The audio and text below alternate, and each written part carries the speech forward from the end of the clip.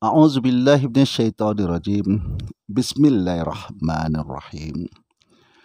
Allahumma sholli ala Sayyidina Muhammad wa ala ali Sayyidina Muhammad. A'udzubillahi minasyaitonirrajim. Bismillahirrahmanirrahim.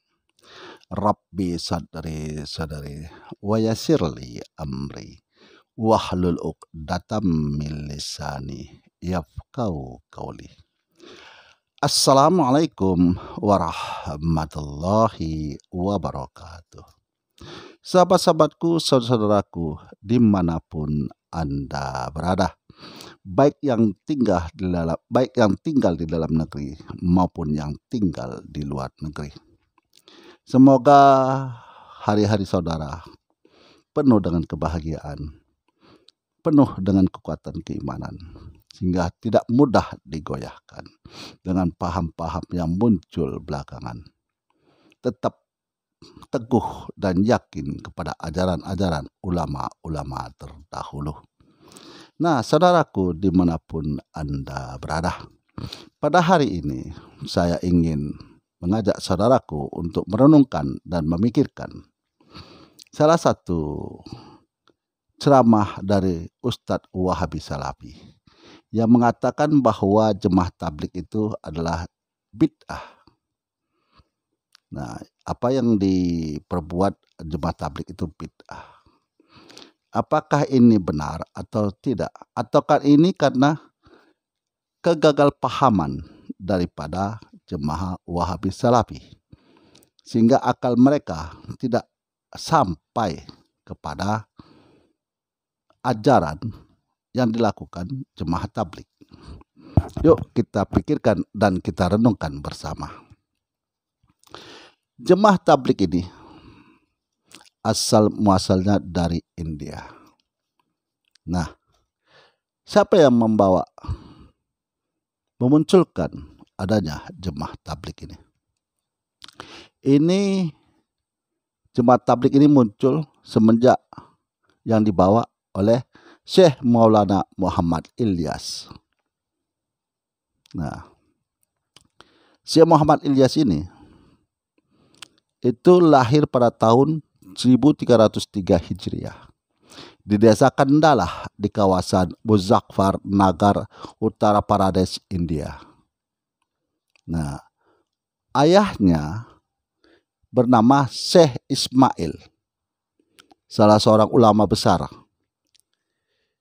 yang suka beruzlah, berhalawat dan beribadah, membaca Al-Quran dan melayani para musafir, serta mengajarkan Al-Quran dan ilmu-ilmu agama.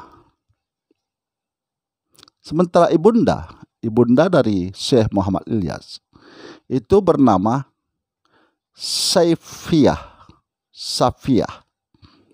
Nah, ibunya ini seorang hafizah yang hafal Al-Quran. Sementara Syekh Maulana Muhammad Ilyas ini dianya tumbuh dan berkembang di lingkungan orang-orang yang hafiz Al-Quran. Orang tuanya hafiz Al-Quran. Dan dia menempa ilmu di beberapa perguruan. Mulai dari ibtidaiyah, berguru kepada para ulama-ulama, sehingga dia menimbulkan ada kerisauan di dalam dirinya karena melihat di kampung halamannya. Nah, di kampung halamannya itu masyarakat di situ jauh dari ajaran agama Islam yang bernama Mewat. Nah, Mewat itu adalah suatu daerah di India. Sehingga ada kerisauan di dalam dirinya. Bagaimana supaya orang-orang yang tinggal di sana taat kepada Allah. Sehingga beliau membentuk jemaah dan mengirim ke Mewat. Nah, dengan bekal ilmu agama, jemaah-jemaah yang diutus ke sana mengajarkan ilmu agama. Sehingga penduduk Mewat semua taat kepada agama Islam, lakukan ajaran-ajaran agama Islam, beribadah sesuai dengan ajaran dan tuntunan Nabi Muhammad Sallallahu Alaihi Wasallam. Nah, sehingga sampai berkembang sampai ke Indonesia ini, sampai ke Afrika, sampai ke seluruh dunia.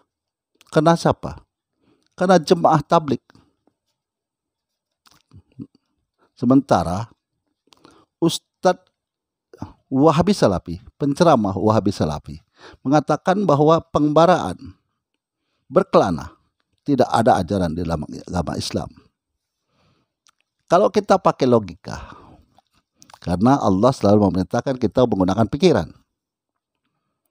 Kalaulah para sahabat Nabi hanya dari rumah ke masjid, mungkin Indonesia ini tak akan pernah beragama Islam. Karena menyebarlah, karena berkelanalah, maka Islam itu sampai ke Indonesia. Apakah orang yang berkelana, berngembara, tidak kembali ke rumahnya? Apakah dia tidak menetap dalam satu rumah, dan satu tempat? Menetap. Nah, di dalam Al-Quran, di dalam satu surah, Allah berfirman, yaitu di surah Al-Hujurat. Sesungguhnya orang-orang beriman hanyalah orang-orang beriman kepada Allah dan Rasul-Nya. Kemudian mereka tidak ragu-ragu.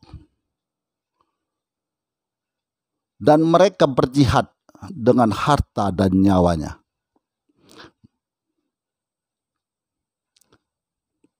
Jadi mereka berjihad dengan harta dan nyawa mereka kepada Allah. Merekalah orang-orang yang benar. Allah sudah menyatakan bahwa jemaah tablik itu adalah orang-orang yang benar. Karena mereka berjihad baik menggunakan harta maupun menggunakan nyawa. Sementara penceramah-penceramah daripada Wahabi Salafi hanya dari rumah ke masjid. Yang diceramahkannya adalah orang-orang Islam yang sudah Islam. Dan dia menyalah-nyalahkan ajaran orang lain, paham orang lain yang sesama beragama Islam. Sementara 4 imam pun berselisih paham, tapi mereka tetap rukun dan saling mengikuti. Jadi penceramah Wahabi Salafi ini sengaja dia untuk membuat perpecahan, atau sengaja dianya berpura-pura tidak tahu, atau dia ingin mengatakan bahwa paham dia yang paling benar. Kebenaran yang mutlak, apa yang kita tempuh setelah hidup menjalani kematian, baru di situ kita benar atau salahnya. Yang menjadi hakim adalah Allah yang Maha Kuasa, yang mengakui kita ini umatnya atau bukan adalah Nabi kita, Rasul kita, Nabi Muhammad Sallallahu Alaihi Wasallam. Jadi hak apa para penceramah Wahabi Salafi membid'ahkan amalan orang? Memang di masyarakat ada yang saya lihat di medsos itu melakukan maulid Nabi, tapi ditutup dengan joget-joget dan bernyanyi-nyanyi. Tapi yang salah di sini bukan acara maulidnya, tapi orangnya yang salah dalam hal memahami. Padahal maulid Nabi adalah acara untuk memperingati kelahiran Nabi, sejarah perjuangan Nabi memperjuangkan agama Islam, menyebarkan agama Islam, mengajarkan tauhid kepada manusia. Jadi yang salah bukan maulid nabinya, tapi orang-orang yang mungkin mereka tidak mengetahui. Nah, jadi disinilah kita tuh harus saling harga menghargai. Jangan kita merasa benar seperti iblis laknatullah yang merasa mulia daripada Adam.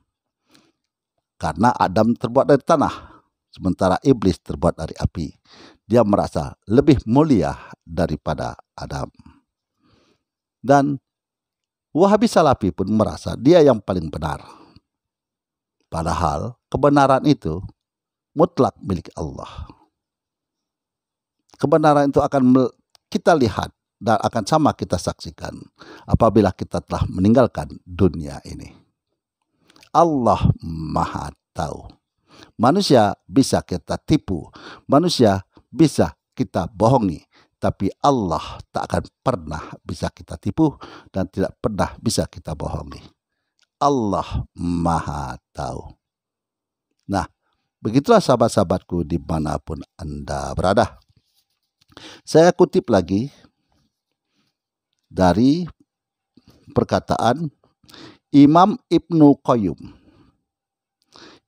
Imam Ibnu Qayyim berkata, menyampaikan dan menyebarkan sunnah atau petunjuk Rasulullah kepada umat manusia lebih utama daripada menyampaikan atau melemparkan panah ke leher musuh, berperang melawan orang-orang kafir di medan jihad.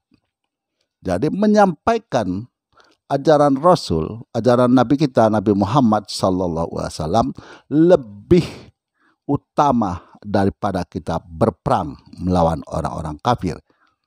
Jadi jihad fisabilillah bukan hanya berperang, tapi menyampaikan ajaran Nabi kita, Rasul kita Nabi Muhammad SAW. Kenapa kita berombongan? Karena dengan berombongan timbul semangat jihad fisabilillah, menyampaikan ajaran-ajaran Rasul kepada umat manusia, berjalan kaki sampai ke pelosok-pelosok negeri.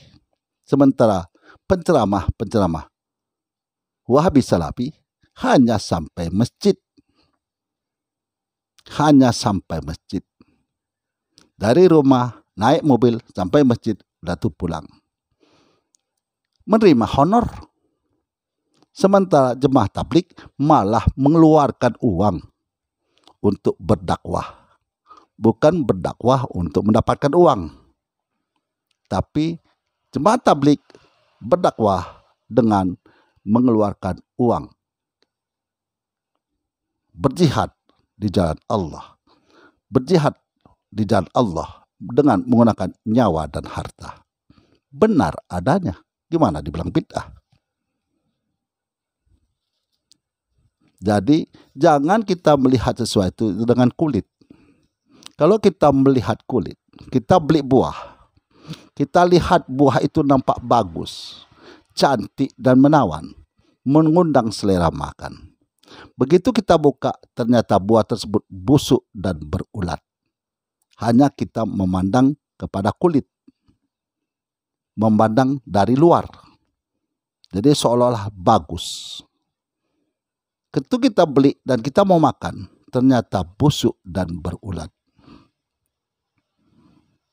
Nah, mudah-mudahan apa yang saya sampaikan ini menambah iman hakul yakin kepada saudara-saudaraku atas ajaran Nabi kita, Rasul kita, Nabi Muhammad SAW yang disampaikan oleh para ulama-ulama kita terdahulu. Dan tak lupa bagi saudaraku dimanapun Anda berada, apabila sakit yang dirawat di rumah sakit maupun yang dirawat di rumah, Allah angkat penyakitnya, Allah sehatkan, Allah pulihkan seperti sedia kala, beraktivitas sebagaimana mestinya.